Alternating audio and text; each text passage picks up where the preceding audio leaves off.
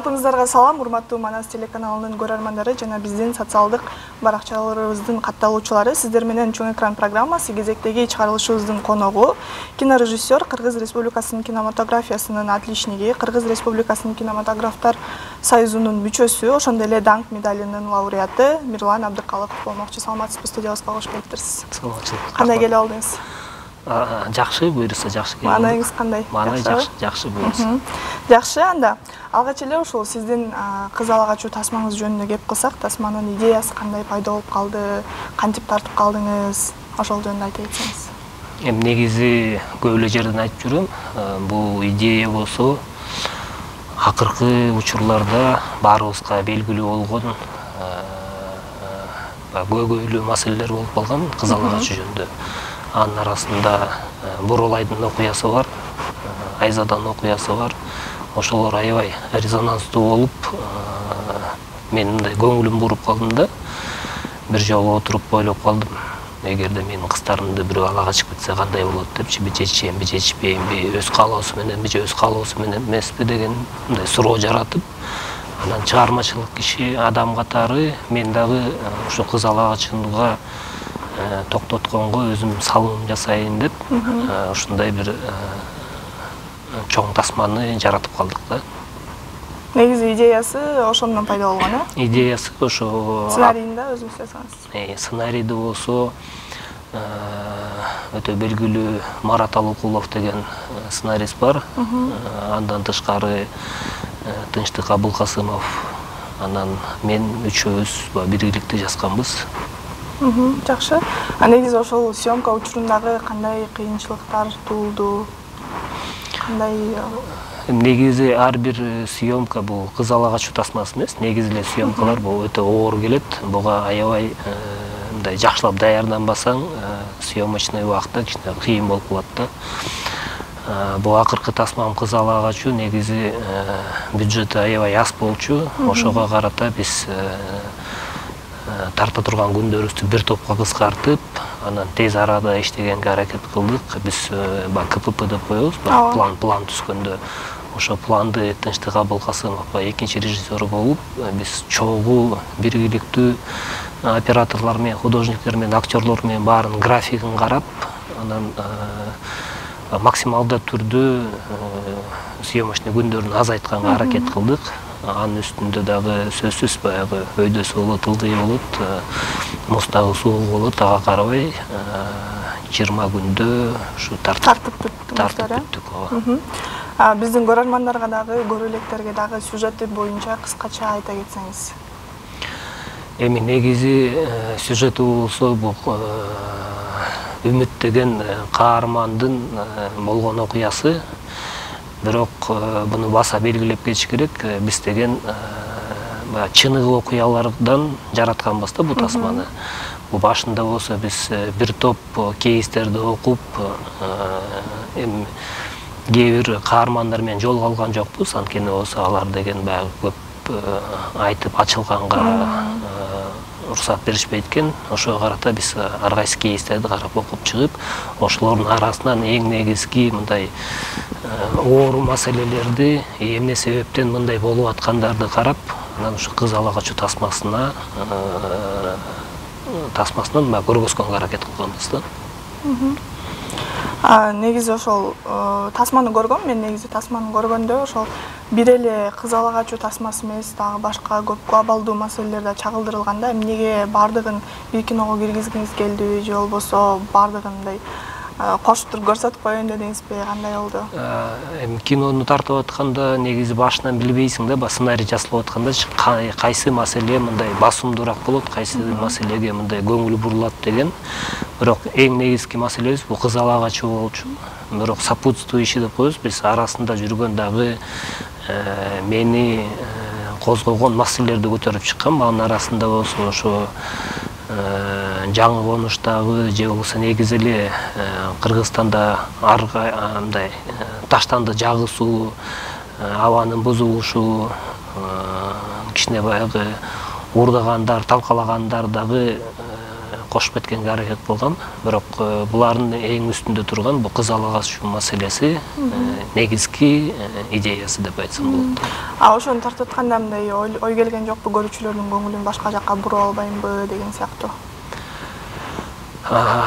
Андай деле ой келген эмес, анткени болсо эң башынан эле биз басымды ошо кыз алага чууга эметкенбиз, а калгандары болсо баягы мындай сопутствующий жүргөн окуялар. Бирок аябай кандай десем мындай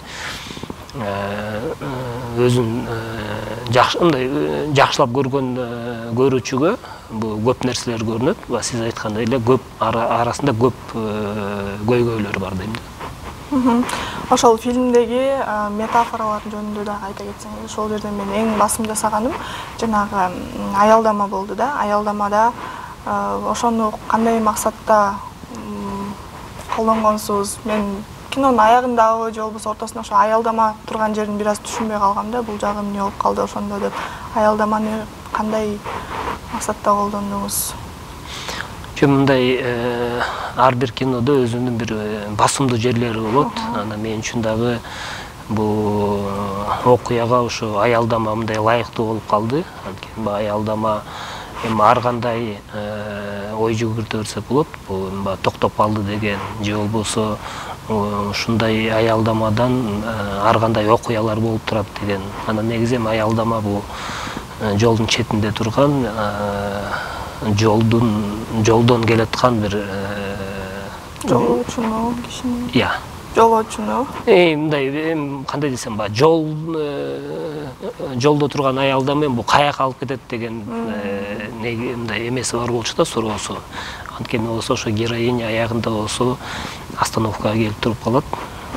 Анан кийин баягы анын тагдыры болсо кандай болот, эмне болот деген дагы бир басыл бар болчу да. Түшүнүктүү. Ошол фильм тартууда дагы кандай кадрлар, кошулбай калган кадрлар барбы, кыскарткан учурларыңыздар болдубу? Негизи мен кинонун башта аярда группа менен чогулуп читка деп коебуз. Биз аябай талкуулап эметебиз. Бирок ошо сценарий убагында эле көптөгөн сценалар, эпизоддор кирбей калган, анткени болсо окуяга байланыштуу. Анан тартып бүткөндөн кийин дагы бир топ эпизоддор кирбей калышы да мүмкүн. Анткени болсо тартып бүткөндөн жалпы окуяны карап, кинонун мазмунун карап, анан көп эле нерселер кирбей калышы мүмкүн да. Мен так айта албайм, бизде деген бир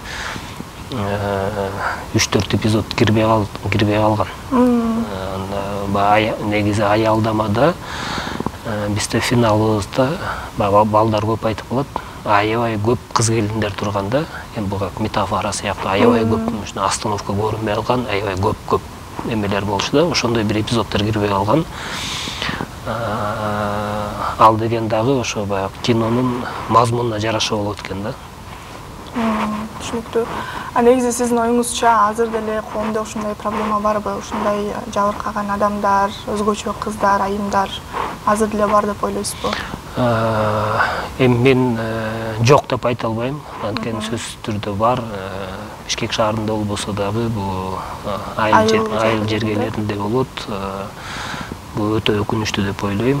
Анткени болсо биз баарыбыз аракет кылып, ушу кыз алага чууну токтотконго биз чоң залым жасаш керекпиз. Анткени болсо мындай да эркек адамды бирөө мындай уурдап кетсе, бул аябай биз кыйкырып чыгат экенбиз, коркуй уурдап кетти. А кызды ала качып кеткенде мындай жеңил желп эле карап коюп атабыз да. Мен оюмча бул туура эмес. Буга да аябай басым жасаш керек. Анткени болсо биз да айтып коеттук, кыздын кырк чачы улуу деп коебуз, бирок кыздарыбызды ушундай бир кордоп жатабыз го деп ойлойм да. Ошол себептен мен мынтип айтат элем, мен үчүн кыз ала качуу бул салт эмес деп. Жакшы. Негизи ушул фильмди фестивалдарда, чет өлкөлөрдө көрсөтүп жатканда элдин кабыл алуусу кандай болду? Кандай кабыл алышты? Келип сизден аябай көп суроолорду сурагандар бар болуш керек, Негизи көп деле фестивалдарга чыккан жокпуз. Анткени болсо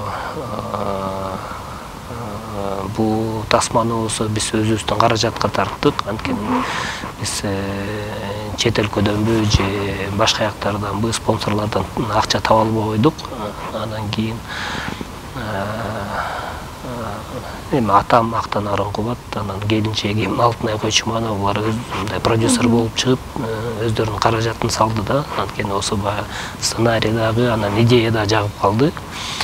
А көргөндөр болсо, албетте мындай көп суроолор болот. Бирок кыз ала качуу бул бизде эле эмес. Бул коңшу айылдарда бар экен, эми бир топ эле жерлерде бар экен. Бул ушу Казакстанда деле бар экен. Мындай түрктөш элдердин ичинде. Мындай көп эле экен да, анан сөзсүз түрдө бул аябай кандай десем, мындай оор кабыл алып атышты да. Негизи бүгүнкү күндө биз современный жашоодо жашап келаткандан кийин мындай нерселер болбош керек го депчи. Ар бир нерсе адамдын өзүнүн каалоосу менен болуш керек депчи. Анан кийин эми баягы сүйлөшүп же сүйүшүп кызды ала албасаң, анда ала качкандын эмне кажети бар деп ойлойм да. Жакшы. Ошол фильмди көрүп жатканда дагы мындай жеке эле сиздин фильмиңиз эмес, башка кыз ала качуу жөнүндө дагы фильмдер бар. Бирок эң аягында мындай чечим жок калат да. Ал фильмдин эмне болот мындан кийин же кандайдыр бир, мисалы, ооба көрүүчүгө калтырат го. Эң аягында көбүнчө фильмдер көрүүчү өзү кандай кабыл алса, кандай ойлосо ошол боюнча ойлонуп түшүнө алсын деп. Бирок бул проблеманын бир чечиши болуш керек го деп ойлойм да. Чечимичи сиз дагы буну экинчисин тартасызбы же кандай чечим кыласыз? Мисалы, фильмдин аягында дагы эч кандай ачык бойдон калат да. Кыз эмне болот, кандай болот деген ошол жөнүндө да айта кетсеңиз. Негизи авторлук тасмаларда экинчи сериясын тартышпайт. Бирок көптөгөн кыз келиндерден негизи көптөгөн сунуштар түшүп калды. Экинчи сериясын тартсаңар жакшы болот эле депчи. Анткени осо үмүттүн ала качып кетип калгандан кийинки тагдыры кызык депчи. Сөз түрдө ошо кызык деп айтып калышты. Анын үстүндө мындай ой жүгүртүп атабыз азыр, тартсакпы же тартпасакпы деп. Бирок башында айтып кеткен авторлук кинолор бул бирөө эле болот. Анан негизи бул тасмада мен айтайын дегеним, сиз көрсөңүз, буда бир гана адамды күнөөлөгөн жокмун. Бир жерден болсо жалпы коомубуз күнөөлүү да. Анын ичинде апаларыбыз да бар, эжелерибиз дагы бар, аталарыбыз дагы бар, досторубуз дагы бар, ошо ала качып кеткен бала дагы бар. Баарын да күнөө жазат да. Анан мен ошо айта турган оюм, бул кыз ала качууда бир адам эмес, бул жалпы коомубуз күнөөлүү деп ойлойм. Ошондуктан мен көргөзгөн себебим, ар бир адам ушундай бир кыз ала качууга катышкан адам бири-бирин сыртын, ошо ар бирөө сыртынан көрүп өздөрүн.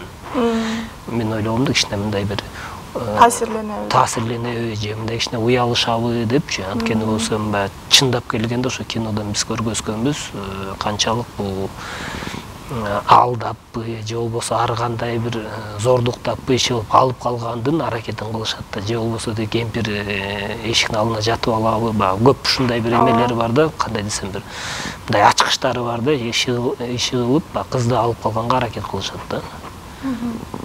Ошол мисалы кызды ала качып келгенде дагы, мисалы бир эле эркектер тарабынан эмес, айымдар тарабынан дагы ошол кызга кандайдыр бир анын ошол ала качып келүүсүнө макул болгон аялдарды ошол жерде көрөбүз да. Алардын ичинен мисалы ошол кыз эң башында бир апаны дарылайт го, дарылап, ошондон кийин апа дагы кайра өзгөрүп, апага аябай өзүнүн ишеничин, үмүтүн артып, кыз келгенде, кыз көргөндө кучактап ал апаны мени куткар дегенде, ал апанын дагы мындай дароо эле ою өзгөрүп, сен бактылуу болосуң деп отургузуп го. Мисалы ошол апаны оң каарман катары колдонгуңуз келдиби же терс каарман катары колдонгуңуз келдиби фильмде? Жок, бул негизи мындай, ала качып келгенде мен ар кандай кейстер окуганда бул жөн эле бир жолдон кетип барат беле ала качып кетиш, бул андай мындай кандай десем чанда эле болот экен да, тааныбаган. А негизи болсо ошо бирөө аркылуу тааныштырып, апа аркылуу тааныштырабы, же эжелер аркылуу, же досу аркылуу иши кылып мындай билип, көрүп жүргөн эмени тандашат экен да. Анан ала качып келгенде дагы сөзсүз түрдө ошо кызга дагы мындай чоочун кишидей болбосун деп бир таанышын келет экен. Таанышы келип мындай жакшыраак эмес, сиз тажрыйбаңыз чоң, сиз аксакал болуп калдыңыз, жол салып бериңиз, ак жол салып бериңиз деп. Атерден болсо негизи ушундай посыл болгон. Бул ошо ооруп аткан апаны ийне сайып айыктырып жүрүп, ошодон бир жылуу кабыл алайын дегенде апа менден куткарып калыпчы. А берде болсо ошо апа эми чындап келгенде ошо апаларыбыз болобу атабызбы булар калыстык сөзүн айтыш керек эле да, сурап коюш керек. Жок кызым, сен өз калооң менен келдиңби депчи. Ошого апараткам да. Бирок жашоодо андай эмес экен. Ошо апа башка өзүнүн оюн айтып, кой силер бактылуу болосуңар, кыздын бара турган жери күйөө деп ошого аракет кылып кетишет экен да. Демек жашоодо кандай болсо ошондой чагылдырганга аракет кылган экенсиң. Эми бул ала качууну тартып атканда ошо эпизоддорду мен эми калп айтпайын, актерлорго задача койгон жокмун. Мен башында жөн эле айттым, ошол жерде эжелер апаларга ала качып келиш керек, отурулуш керек депчи. Бүттү, калгандай импровизация. Жок, импровизация эмес, бул мындай көнүмүш сыяктуу болуп калды да, мындай же ушундай да кыз ала качууну баары тең билет да, коомубуз да бүт баары тең билет. Кандай отуруш, бирок ошону бир токтото турган эч ким жок болуп калды. Алардын каармандын арасында тез каармандын эгемендин атасы бар. Ошо атасы бир калыс сөзүн айтып келатса, аны да токтотуп коюшат да, жаштар токтотуп коюшат, кагып коюшат. Ада дагы өзүнүн баягы мындай бир басылы бар. Бүгүнкү күндө азыр аксакалдарды да эч ким укпай калган, аксакалдардын сөздөрү өтпөй калган. Эми бу да жалпы коомубуз күнөөлүү, биз өзүбүз күнөөлүү болуш керек деп ойлойбуз да. Жакшы. Негизи ушул фильмден дагы актерлук чеберчиликтерге да аябай баа бердим да. Ошол өзүңүздүн бир өзгөчө принциптериңиз барбы актер тандоодо, же кантип тандайсыз, кастинг аркылуу, же тааныштарды көбүнчө тартканга аракет кыласызбы? Жок, эми баягы тааныштарды тартыш, эгерде таанышың ошо ролго ылайыктуу болуп калса, сөзсүз түрдө мен тарта берем да, эмесе жок маселеси. Бизде эмеде коебуз типаж депчи. А негизи главный героиняны тандаш өтө эле оор болгон. Бизде деген Акак Бердибекова деген кызыбыз кастинг директору болуп келген. Анан эми калп айтпайм, бирок бир топ кыздарды карап чыктык. Анын арасында тартылабыз дегендер да бар болчу, бирок сценарийни окуп, ошол жерде зордуктай турган сценасын көргөндөн кийин уялышып тарта албайбыз. Анан кийин эл эмне дейт, ата энебиз эмне дейт деген эме менен токтоп калып атышты да. Мен баарына аракет кылдым түшүндүргөнгө. Негизи биз эми буну ачык көргөзбөйбүз, баары тең мындай кандай десем, кино тилинде болот депчи. Анан эч ким табылбай баары эле жок деп калышты. Анан тамашалап Акакка айтып калдым, Акак, эгерде эч ким таппасак эми өзүң тартылыш керексиң депчи. Бирок Акак жаңы келгенде эле мага мындай ошо мен элестетип жүргөн героиняга жакын болгон да, анткени болсо өзүнүн аябай бир жылдыздуу, анан кийин күлгөндө мындай ачык болгон кыз экен. Анан тамашалап айтсам күлүп койгон. Бирок анан группаларга акырын айта баштадым, оператор, постановщик, художник, экинчи режиссерго.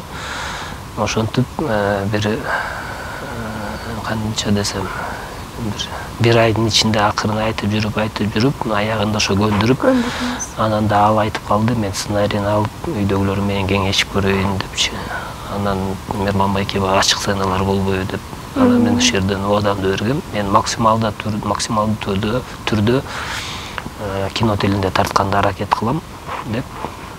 Анан кино чыккандан кийин анда эле бир туугандары келип көрдү. Эч ким деле сын айткан жок, анткени болсо бул чыгарма жаратып аттык деп айтсак болот.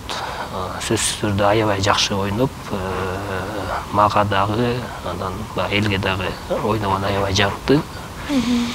Экинчи тез каарман жөнүндө айтсак, ал өзү сүрөтчү жигит болчу. Группага художник, постановщик болуп келген да. Өзүңүздүн съемочный площадкадагы эле? Жок, ал съемочный площадкада эмес, ал жигиттин дагы өзүнүн ошо жакында эле биз кино көргөзүп аткан айтпадым белем, жакында эле үйлөндү депчи. Бирок точно билем, ошо 40 жакындап калды болуш керек, жакшы үйлөнө элек болчу. Анан биздин тегерек четибизде жоро жолдошторубуз, коллегаларыбыздын баары эле айтып калды, качан үйлөнөсүң деп эле. Мен ошо Элчибек Шаменовдун көрчүмүн да, мындай кичине давленияны. Анткени болсо бу деген кандай десем, роль жаратып атканда биз актерлорду эгерде ар бир актерду чакырып келгенде булар ойнойт. Эми сөзсүз түрдө булар текстти алып ойнойт.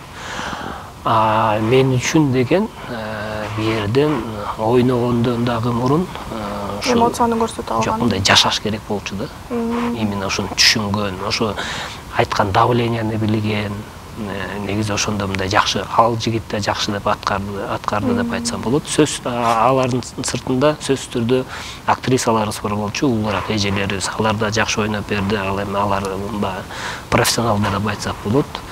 Анан берки дагы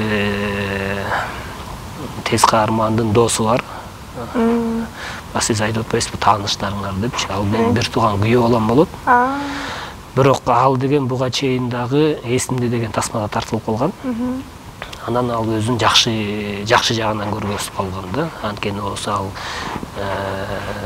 Назым байке менен шериктеш болуп ойноп калат, ошонун айдоочусу, телохранители болуп. Анан кийин Назым байке да айтып калды да, баягы мындай чымыны бар жигит экен депчи. Анан ошол түрдөн дагы, анан анда карасаңыз, ал кандай десем, ал мындай кишилер ойнойт дегенди билбейт. Эми, допустим, эмоция кылыш керек болсо, ага даярданып бир эмоцияны чыгарып, же күлүш керек болсо күлүп, тигилер болсо жашоодогудай эле жасайт да баарын деңчи. Анан кийин ошо чындыкка жакын болот. Анын келинчегим болсо Айнура Акылбекова деген ойнойт, ал дагы актриса. Ал дагы мындай көп тартылып кеткен кинолордо. Анан мындай жакшы ойноп берди деп айтсам болот. Бүт актерлорго дагы бир жолу, актерлорго, группаларга дагы бир ыраазычылыгымды айткым келет. Анткени болсо мени коштоп, мен менен кинонун баштан аягына чейин жүрдү деп айтсам. Демек, ошол актерлордун сөзсүз түрдө бир профессионал болуусуна бир керек деле жок. Ким аткара алса, жашоодогудай аткара алса, мындай өзүнүн таланты болсо деле тартылыр экенге макул. Жок, бияктан дагы мындай ар кандай суроолор бар да. Негизи актерлор деген сөзсүз түрдө тартылыш керек. Бирок бул кандай киного тартылыш керек, же болбосо ошо актерго жараша кээ бирде сценарий жазылат. Эми баланча актерго лайыктап бир сценарий жасаш керек да. Биз деген авторлук кино жараткандан кийин мен өзүмдүн оюмду аткарыла турган инсандарды тапканга аракет кылам да. Анан бул тасмага өтө лайыктуу, ушу жөнөкөй эле тажрыйбасы жок актерлор туура келип калды да. Бирок сөзсүз түрдө профессионалдуу актерлор бар деген. Анара Назаркулова деген азыркы күндө аябай жылдызы ачылып аткан апабыз, же болбосо Шекер эжебиз бар. Мындай бир топ белгилүү актрисалар да тартылган да. Жакшы. Ошол актер деп калмакчы, сизди актер катары дагы билебиз. Ошол эң алгачкы тартылган фильмиңиз жөнүндө айта кетсеңиз, актер катары өзүңүздү ачып берсеңиз. Мен негизи кинону актерлуктан баштагам. Бала кезимден баштап эле эң биринчи тасмам бул Каменный плен деген тасма болчу. Үсөнжан Ибрагимовдун ошол жерде бир кички эпизод жараткам. Аякка келип калган себебим, менин атам Актан Арым Кубат ошо тасмада коюучу сүрөтчү болуп иштеп калган. Андан кийин кандай болуп мени алып калган съемочный площадкага билбейм, бирок ошол жерде мага бир сунуш түшүп калып, бир кички роль жараткам да. Андан кийин атам болсо кино тартып баштады. Кино тартканда мен ошо кинолордун тартылып калдым. Анан мен өзүмдүн тандаган кинолорум болсо, мындай айтып жүргөн бул Селкинчек, Беш кемпир, Маймыл, бул Актан Арым Кубаттын биринчи трилогиясы. Экинчи трилогиясы болсо бул Светаке, Кентавр эсимде. Бирок Светаке менен Кентаврды тартылып алдым. Эсимде де болсо ушу баш каармандын баласы болуп аткарам. Жакын арада эле ушу Баткен областынан бир чоң тасма тартып келдик. А жерде дагы башкы каарман деп айта албайм, бирок башкы каармандардын бирин аткарып келдим. Ошо актерлук кесибимди өзүм негизи мындай кесибим актер эмес, бирок ошо актерлук жагы мага жагат. Бирок башка режиссерлор чакыра албайт да, эмне үчүн билбейм. Бирөөдөн да сунуш болгон эмес. Сунуш болуп кала турган болсо, сөзсүз мен барып, сценарийсин көрүп, тартып бергенге аракет кылып атам. Негизи ошол актерлук көбүрөөк жагабы же режиссерлук көбүрөөк жактабы? Эми азыр бүгүнкү күндө жараткан мага жагат, анткени болсо сөзсүз түрдө бул сценарий жазып, кинону жараткан бул мен үчүн аябай жакын деп ойлойм. Бирок актерлук жагы дагы сөзсүз түрдө жагат, анткени болсо кээ бирде адам болгондо ойлойт экенсиң, тартылгың келет экен, анан тарткың келет экен дегендейчи. Бирок кээ бир режиссерлор такыр камера алдына чыккысы келбейт. Менин бир жакшы жерим, мен режиссерлуктан баштаган эмесмин. Мен актерлуктан баштап, анан режиссерге кетип калгам да. Ошол себептен мен үчүн экөө тең жакын. Эки жак тең жакын болот. Жакшы. Негизи көрүүчүлөргө азыр кызык болот болсо керек, бул режиссер болсо, актер болсо, билими кайсы болот экен, билимиңиз жөнүндө, чыгармачылыкка мындай кадам таштаганыңыз жөнүндө айта кетсеңиз. Негизги билимиңизди кайдан алгансыз? Негизги билимим сиз менен кесиптешмин. Кыргыз Улуттук университетинин журналистика факультетин аяктагам. Ошо жакын арада эле бир встреча выпускников деп жолугуп калып, ал болсо азыр институт болуп калыптыр. Сөзсүз түрдө аябай биз чогулганда кубанып, эметип калдык. Эми институт болуп калган өзгөчө мындай жакшы деп ойлойм. Ошол жерге тапшырып, ошол жерден аяктап, бирок мен журналист болуп иштей албай койдум. Анткени болсо тамырым болбой эле кино жакка тартып туруп алды. Анткени бала 5 жашыман баштап эле кинодо жүрдүм. Анан болбой эле ошо эмне кино жакка тартып туруп алды да. Бирок бүткөндөн кийин мурда бир Коорт деген телеканал бар болчу. Ошол жерге барып практикамды өтүп, Азат деген байке болчу оператор, ошо именно тележурналистика жагы кызык болчу да. Мага ошол жерден 2 айдай жүрүп, бирок аягында болбой эле киного кетип калдым да. Журналистикага тапшырган себебим дагы мен 1999-жылы орто мектепти бүтүрүп, бул Күнтүү айылынан бүткөм. Жамгырчынов атындагы орто мектеби. Ошол вакыттарда мындай бир суроо болуп калды да, каяка тапшырам деген. Анан үйдөгүлөр менен кеңешип, атам бир сунуш кылып калды. Мирлан негизи ошол вакытта кино аябай оор абалда болуп турган. Эми кино билбейм, кино болобу, болбойбу деп калды да. Бирок ушул телевидение ошо жашайт болуш керек депчи. Анан кийин эми кино менен телевидение жакын, анан ушундай бир журналист деген кесип бар. Ошону байкап көрбөйсүңбү деп. Анан ошол жерге барып, эми мен окуганымда эле мындай орто окуучумун. Анан кийин бир байкелерди таап, аттарын айтпай эле коеюн, эми жардам бергиле деп, апам өзгөчө, апам келип мен ошо экзаменге чейин барып, ошол жерден тапшырып, анан бюджетке деп ойлоп атканбыз, бирок бюджетке биртоп эле балдарым жетпей алган. Анан тилекке каршы контракт окуусуна тапшырып, бирок ошону аяктап алганыма мен бүгүнкү күндө өкүнбөйм. Анткени болсо аяктан дагы өзгөчө бир башка кесиптин ээси болдум. Анан бир топ тажрыйба алдым деп айтсам жаңылбайм. Анткени мугалимдер да бир топ кандай десем, бир топ кеңештерин берип, анан тажрыйбалуу мугалимдер бар болчу. Алар да өздөрүнүн билимин бизге сиңиргенге аракет кылышкан да. Аларга да чоң ыраазычылык. Жакшы.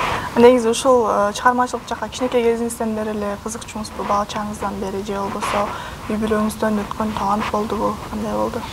Жок, бул чыгармачылыкка аралашып калганы атам өзү режиссер, Актанарым Кубат башында сүрөтчү болчу. Ошо сүрөтчү болуп иштеп жүрүп, кыргыз фильминде кийин өзүнчө кино тартып өтүп калды. Сөзсүз түрдө ошо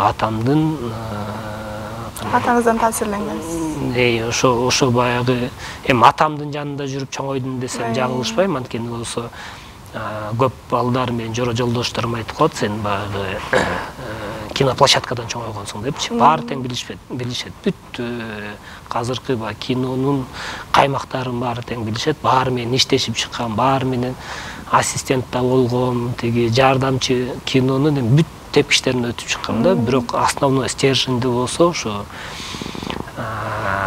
атам жакты, мындай кандай десем, атамдын жолун улап кеттим. Бүгүнкү күндө ошо режиссер болуп 3-чү чоң тасмам элге тартуулап отурам. Негизи кино жагында дагы билим алгыңыз келеби өзүңүз? Чет өлкөгө барыппы же болбосо билимиңизди дагы улантайын деген ойлоруңуз барбы? Сөзсүз түрдө билимди күчтөш керек экен, мүмкүнчүлүк болсо окуш керек экен, көрүш керек экен. Бирок менде андай мүмкүнчүлүк жок болуп калды. Чет өлкөгө барып окуп, же болбосо коңшу өлкөлөргө барып окуп, баягы жок дегенде высший режиссерский курсту бүтүрүп келгенге ойлорум бар болчу. Бирок азыркы күндө кээ бирде ойлоп калам. Ошондой бир окуу жайды бүтүп келсем, азыркыдай кино тарта алам белем же тарта албайт белем деген мындай өзүмдө суроо пайда болот да. Анткени көп чоң окуу жайды бүтүп келген режиссерлор таарынбасын. Чындап келгенде андай кишилер болсо теориясын жакшы билишет, драматургияны жакшы билишет, бирок тартканга келгенде эле мындай тасмалар кичине бир супсагыраак сыяктуу болуп калат да. Анан кийин кээ бирде ойлоп калам, ошондой баягы жогорку билимим жок болуп калган себеби бирок деген жашоонун мындай мындайча келгенде жашоонун жөнөкөй жашоонун ыкмаларын баарын билем деп айтсам болот. Анткени болсо мен деген ушу күндө айылда эле чоңойгом, азыр деле ошол жакта турам, барып келип иштеп, акыркы учурларда шаарда көбүрөөк болуп калып атам. Бирок ошо айыл жергесинин анан мен тасмаларымды байкасаңар баары эле айыл жергесинде болгон окуялар мага ошо мындай жакыныраак деп ойлойм да. Алгачкы тасмаңызды тартканда кандай сезимдер болду? Алгачкы тасма жок нерседен бир нерсе жаратып аябай бир толкундануу сезим болсо керек. Эң биринчи тасмамды мен 2010-жылы өзүмдүн тасмамды тарткам. Бул Кумурсканын боору деп аталат, кыска метраждуу. Менин негизги толкунданып турган оюм бул эми элестетип көрсөңөр, атаңар уже, менин атам уже ал кезде аябай белгилүү Кыргызстанда эмес, дүйнө жүзүндө дүркүрөтүп турган режиссерлордун бири болчу. Анан мен үчүн ошо атама жакса экен деп аракет кылганда, ошо баасын берсе экен депчи. Бирок ал атамдын мүнөзү аябай бир мүнөздүү киши. Бүгүнкү күнгө чейин тасмаларымды мактабайт, мени мактабайт. Мынтип айтып коет, ушундай да болот болуш керек тасма деп коет. Бирок анда түшүнсө болот, ал дагы баягы атасы ошондой, мен чоң атам ошондой аябай катуу киши болчу экен, бир да жолу мактабай, өзүндөй катуу алып жүрчү экен. Ошол себептен мага да өтүп калат. Анан тамашалап кээ бирде айтам да, жок деген ишти мактап койсом болот депчи. Анан күлүп коет. Анан апама эле айтып берем, айтып койчу, кичине мактап койсун депчи. Андан кийин ал урушуп берет, эмне көрө албай атасыңбы депчи, балаңдын жетишке сыйлыктары алып атат, кинолор болот. Ошондой, анан негизи 2010-жылы биринчи тасмамды тартып, албай игровой деп коебуз. Андан кийин дагы бир документальный тартып көрдүм. Бирок ар бир адам өзүн анализ кылып көрүш керек экен, кандай кино тартам деп. Анан мен ушул кичине анализ кылып көрсөм, документальный кино жактан кичине слабыйраак экен. Бирок игровой постановочный кино жактан эми кыйынмын деп айтпайм, бирок окшошот экен да кичине. Анан бүгүнкү күнгө чейин кичине окшоштуруп тартып жүрөбүз. Негизи фильмдерди ошо тартуучу катары эмес, көрүүчү катары да сурай кетейин. Кандай жанрдагы фильмдерди көбүнчө көрөсүз? Кандай жанрдарды жакшы көрөсүз негизи эле? Драмаларды көрөт болушуңуз керек. Жок, мен негизи кино аз көрөм. Көрө турган кинолорум бул өтө исторический кинолор. Мага исторический кинолор аябай жагат. Анткени болсо аякта жумушу дагы оор, окуясы дагы аябай мындай жакшы берилет. Анан сложно постановочный деп коет аларды. Анан аябай мультфильм жакшы көрөм. Мультфильмдерди аябай көп көрөм. Акыркы чыгып атканда атайын тандап же болбосо бир кинотеатрга чыгып калса ошого аракет кылып барып, негизи мындай мультфильм жака, негизи мындай өзүм ушундай кыялдарым ушундай, мультфильм жака жакынмын да. Биз үчүн бир ачылыш да болуп кетти. Негизинен ошол кыргыз киносуна келсек, кыргыз киносунун дүйнө жүзүндөгү орду кандай деп ойлойсуз? Сөзсүз түрдө кыргыз киносунун орду бар дүйнө жүзүндө. Андан кийин көптөгөн чоң фестивалдарда акыркы жылдары биздин тасмаларыбыз катышмактыр. Чоң байгелерге жетишип келип атышат. Сөзсүз түрдө жакшы чыгып келаткан жаш режиссерлор да бар. Бүгүнкү күндө акыбал жакшы деп ойлойм. Андан кийин өкмөт дагы акыркы жылдары бюджетке дагы акча кошуп, бюджеттери дагы жакшы болуп калды. Тасмалардан киносу бул акыркы тасмадан байкап калдым. Жана катам менен иштеп келген. Аякта бюджети жакшы болуп, тартып келгенибиз кенен кесир тартып келип, мурдагыдай бияка тартсаң биягы жетпейт, тияка тартсаң тиягы жетпейт деген жок.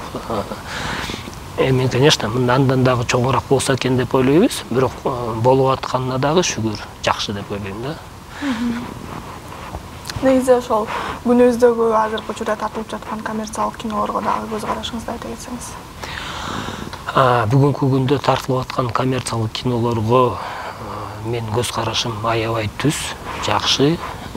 Мен баягы эмесин айтпай эле коеюн, мазмунун же идеологиясы, бирок бүгүнкү күндө тартып, анан ошо жаш балдар бир киного бир какой-то вложение жасап, анын үстүнөн кичине акча киреше тапканы бул жакшы нерсе деп ойлойм. Анан кийин болсо сиз билесиз болуш керек, бир 10 жыл мурда кинотеатрлар практически иштечимес. 10 жыл, 15 жыл мурда эч иштечимес. Андан ошо бүгүнкү тартып аткан коммерческий кинонун артынан бизде деген канча деген кинотеатрлар ачылып калды. Азыр жаңы кинотеатрлар иштеп калды, мындай жанданып калышты да. Мен көз карашым түз. Кээ бирде болот, эгерде биз мазмунуна же идеологиясын карай турган болсок, сөзсүз түрдө ал жерде башка талкуу болуш керек. Бүгүнкү күндө тартып аткан, эми тартып беришsin. Баягы мынтип коет го, саны, может быть, кийинчерээк сапатка айланып кететтир. Бирок ар бир ошо коммерческий кино тартып аткан режиссер же группалар сөзсүз түрдө булардын ою бир фестивалга барсак деген ойлору бар го деп ойлойм да. Жакшы. Негизи эле ошол студияга келген ар бир режиссердон мен үчүн бул суроо кызык боло берет. Ошол кыргыз кинолорунан кайсынысынан аябай көп таасирленгенсиз же кайсыл фильмди аябай жакшы көрөсүз? Дал кыргыз кинолорунун ичинен. Эски болобу, жаңы болобу айырмасы жок. Жок, негизи кыргыз кинолорунун ичинен ушул кино аябай жакшы тартылыптыр деп көргөн учуруңуз? Мен мынтип айтайын, баягы эле жаман өзүм мактайт деп өзүм жакка тартып кетпей, калыстык сөзүмдү айтып коеюн. Негизи чындап келгенде мага Төлөмүш Шакеевдин Бакайдын жайыты аябай жагат. Менин биринчи толук метраждуу тасмам Сүт ак деген тасма. Кичине перекликация деп кетет ошо окуяга эмесинечи. Анан негизи Төлөмүш Шакеев менен учурашып, чогуу чай ичип да калгам, аябай мага өзүнүн ойлорун айтып, кички бала болсом дагы эмелерин айтып калган. Анан ошо киши мындай кызык болуп Төлөмүш Шакеев. Анан көптөгөн кинолорун баарын, бүт кинолорун баарын көрүп чыккам, бирок ошо баарынан дагы мага эмнегедир жакын, ошо Бакайдын жайыты жакын. Жакшы. Мирлан мырза, биздин студиябызга келип, өзүңүздүн маегиңизди куруп, оюңуз менен бөлүшүп кеткениңизге чоң ыраазычылык билдиребиз. Кийинки чыгармачылык жашооңузда дагы көптөгөн ийгиликтерди каалайбыз. Кыргызстанды мындай алдыга дүйнө жүзүнө көрсөткөн мыкты кинолорду тартышыңызга тилектешпиз. Сизге кыскача эркин микрофон суналам. Чоң рахмат. Силерге да чакырганыңарга чоң рахмат. Эми эркин микрофон болгондо негизи жалпы элибизге, жерибизге тынчтык. Жакшы. Урматтуу көрөрмандарыбыз, сиздер менен бүгүн Чоң экран программасы болду. Бүгүнкү биздин студиябыздын коногу режиссер, актер Мирлан Абдыкалыков болду. Ал эми сиздердин кызматыңыздарда мен Азиза Карыпбек болдум. Кийинки эфирлерде амандашканча сак саламатта туруңуздар.